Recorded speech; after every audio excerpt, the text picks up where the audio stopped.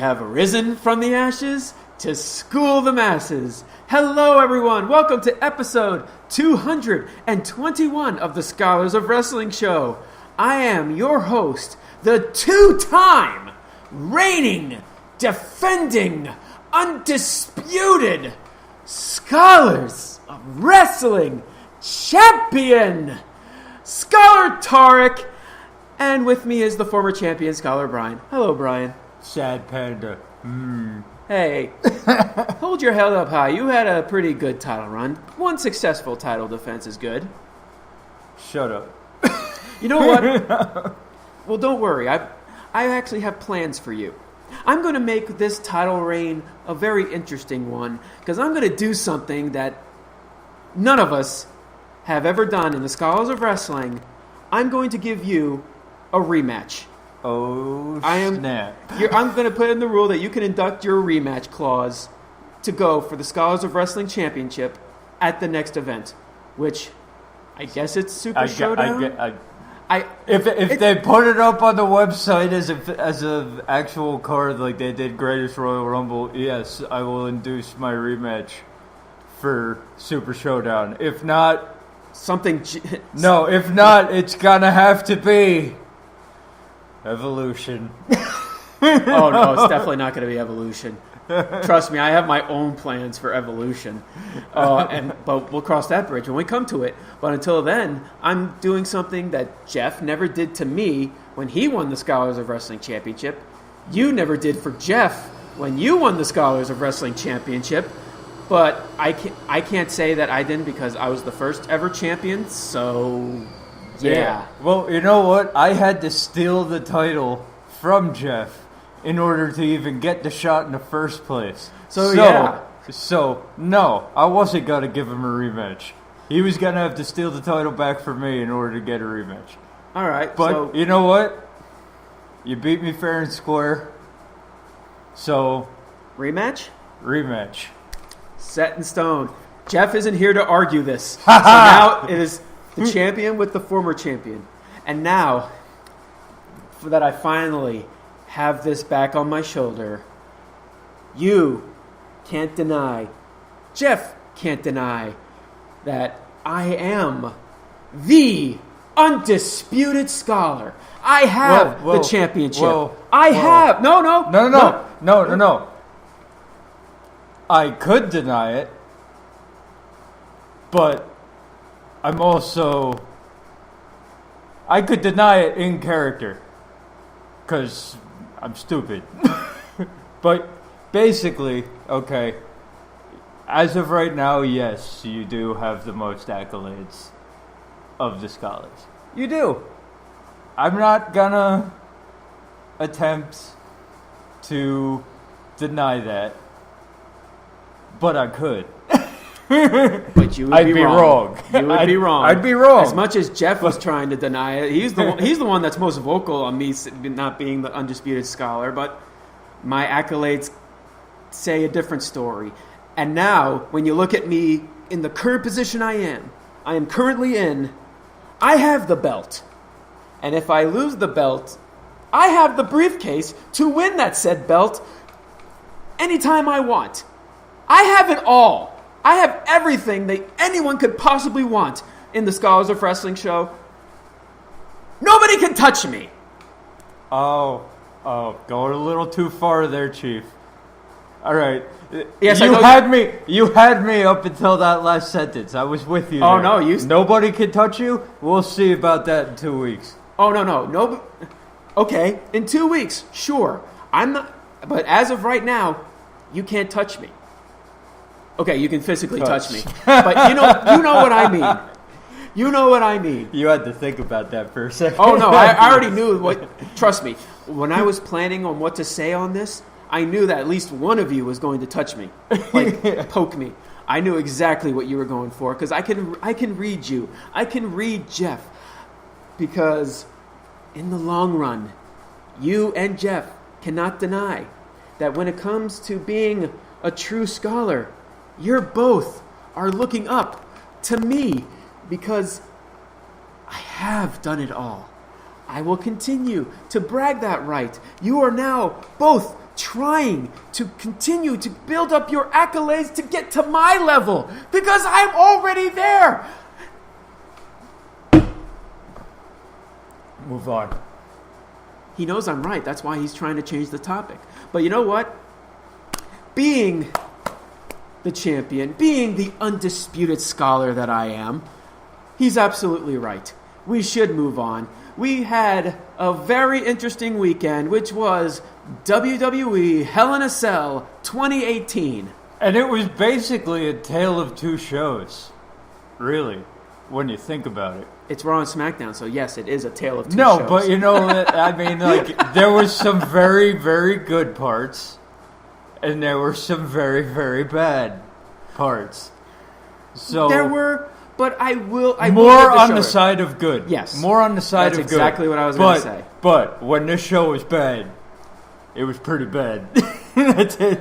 To be perfectly honest, if I were to count all the bad things that were in this event, I probably would give it maybe at least 2-3 tops. Yeah, I'm definitely going. This was exactly what we said. We said it was going to outperform the way that it was booked heading in. We said that this show had no business being as good as it actually was based on the way that they built up the pay-per-view. Based on the way they built up the pay-per-view, it's like we're just going to throw shit over there and we'll see if it sticks. Guess what? Guess what? It stuck. Honestly, it was even more. There's even more to it than that because, yes, this event was coming up, but you also had the Super Showdown, which they were promoting like crazy with Undertaker and Triple H. You had the first ever WWE women's event, Evolution, that's coming up, and now you have the Saudi Arabia event, which is Crown Jewels. Yeah. Speaking of which, First you got Great Balls of Fire. Now you got Crown Jewels. Vince McMahon just loves bragging about his testicles, apparently. Yes. Okay. Dick humor. More like balls humor. Yeah. Testicle humor. Yep. How old is he, man? 72 years old, and he's still thinking with his testicles. All right. But enough about Vince McMahon's testicles. Keyword, man. Let's go ahead and get right into Hell in a Cell. Let's first go into the pre-show, which I'm not going to lie, I actually didn't watch this match. Rusev Day versus The New Day. I did see highlights. I can't even say it was disappointing. As soon as they put it on the pre-show, I knew how this was going to go. Talking on the... Scully Jeff talking like on the main show, it was going to do anything. This was exactly what I expected from this match. Even if it was on the main show. Okay? Not even thinking about what was going to happen on SmackDown this week, I was like, there's no way the New Day loses on their first title defense. Mm-hmm. It's not happening. And I should have thought about that later on, but hey, I had thoughts in my head. But as of now, but this match was exactly what I expected of it. And you know what? With the talent involved, I'm actually disappointed in this match. Like I did not like it. I will say one thing when I compare certain matches, something that's well documented on this show. This match in particular was definitely the storytelling aspect, and it wasn't even. It's the main story was Rusev Day. New Day was just a part of it. They were just. Because they're the tag team champions, they get the title match. They have to defend their titles. The whole story was about Rusev Day, and the whole story of Aiden English because of the tournament, and he was the main factor in them actually getting this title match in the first place. The ego started kind of building up in his head, where he tagged himself in. He was refusing the tag to Rusev. The seeds were just planting their inevitable breakup, which led to them losing, even though Rusev tried to make the save, but Big E was just like, nope, I got your leg. It's almost as big as my arm, apparently. Led to them losing. And going to SmackDown, I just feel like the actual turn should have been at the pay-per-view. Well, Because here's the deal. Okay, I get that this is a storytelling match. Okay, but still, without the turn at the end to spice it up, like I just felt nothing at the end of the match. Like I didn't care about anything leading forward. I was like, at the end of this, oh, so they're gonna do the turn on SmackDown, huh? When he did actually turn on SmackDown, I was like, oh. Instead of actually being mad at Aiden English like they want me to be, I'm just like, oh, predictable. Go on, move on. That's it. Well, at first, when you first see it, it actually wasn't fully predictable for me on SmackDown. Because, well, one thing, the fact that Rusev is getting a United States title match against Shinsuke Nakamura was something that I even brought up on the prediction show last week. Like, oh, give him a singles run, have him fight for the United States title. Well, apparently someone Let's in get WWE that out of the way right now. Apparently someone in WWE actually listened to this show and they're like, you know what? That's actually a good idea. Let's use the United States title match to break up this team.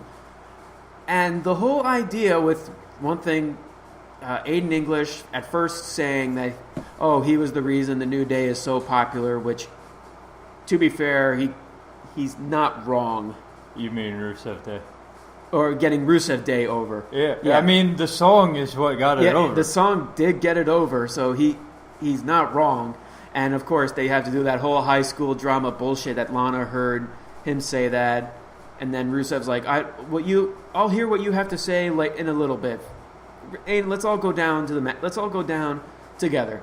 And then you just see Aiden getting into the big cheer, and then when he finally pulled the microphone and was just going Rusev Day, it was all just a plant. Like that was the heel turn. You would think, oh, he was just getting so into getting the crowd cheering for Rusev, but no, he was getting Rusev distracted on purpose, just so Shinsuke can get the roll up and continue basically having zero feuds. And now we got Aiden English turning on Rusev immediately after. So are they building this to maybe like a triple threat for the United States title? Are they? That's actually not a bad idea. I actually didn't think of that. That's actually good. Because I mean, like they finally have Aiden English in a place where he should have been a long time ago. They have Rusev, who is more over than he's ever been.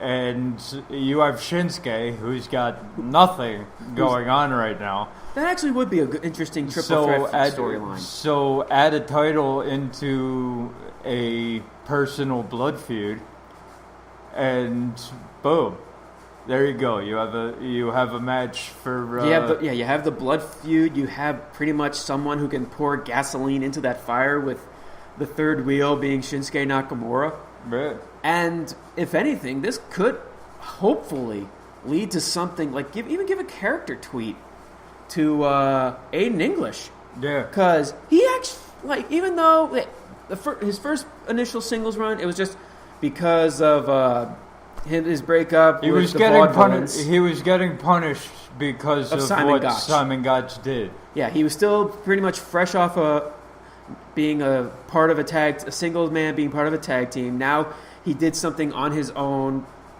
granted with a tag team, but he became his own guy. It actually did become two singles guys becoming a tag team with Aiden English and Rusev. But when you really look at Rusev Day as a team, here's the Scholars Quick Talk for you. God, we're still on the prediction show on this one, but there is a lot to talk about with this. Mm-hmm. Do you think they could have done a lot more with the Rusev Day stable? Oh, easily.